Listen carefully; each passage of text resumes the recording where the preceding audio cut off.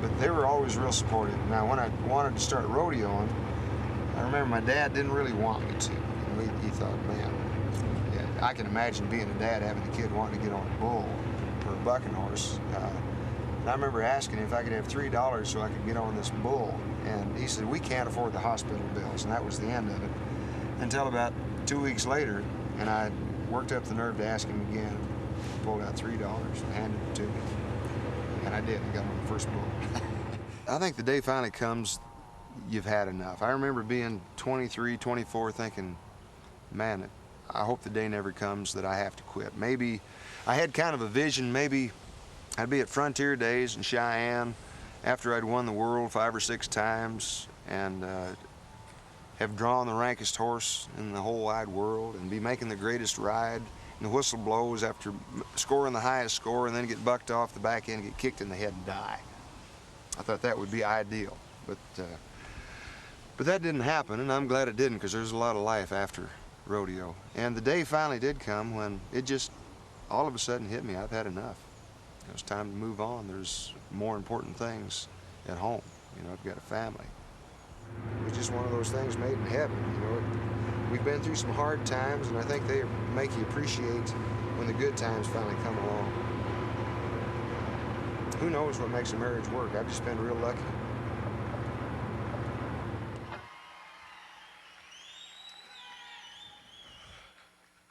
Well, you know, in this day and age, it's kind of hard to find a love that'll last a lifetime.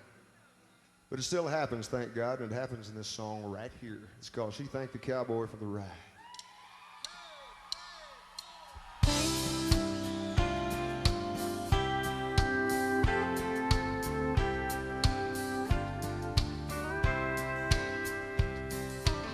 Well, he was pushing 7, she was barely 5.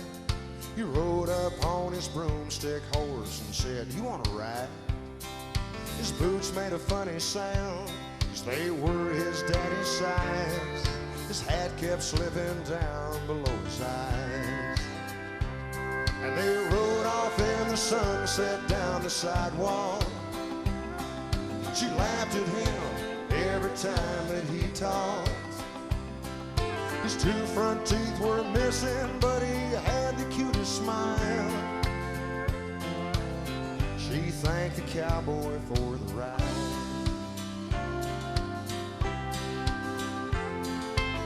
Well, he was 17 the next time he drove up. She'd never seen inside a pickup truck. Well, he was tall and handsome, smiling cuter than before, and he'd grown up to fit them boots he wore.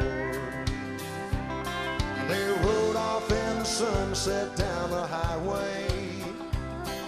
They took their time getting home the back way. Later on in the front porch swing, he pulled her to his side. She thanked the cowboy for the ride. Well, he loved her since a child. She'd always felt the same. So they settled down and hitched their dreams together. And they raised 2 broomstick cowboys and 1 little cowboy girl. To know God paints the sunsets of the world.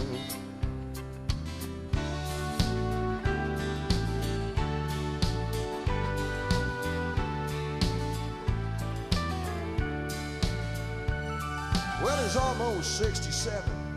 She'll admit to 49. He still loves her like a child, and she still feels the same. Well, he smiles a little slower, half a twinkle in her eye. But they still saddle up from time to time. And they ride off in the sunset in the evenings. Stars as bright as if they'd never seen them. She never fails to say before they go to sleep each night, "Well, I love you, cowboy. Thank you for the ride." Well, I love you, cowboy. Thank you for the ride.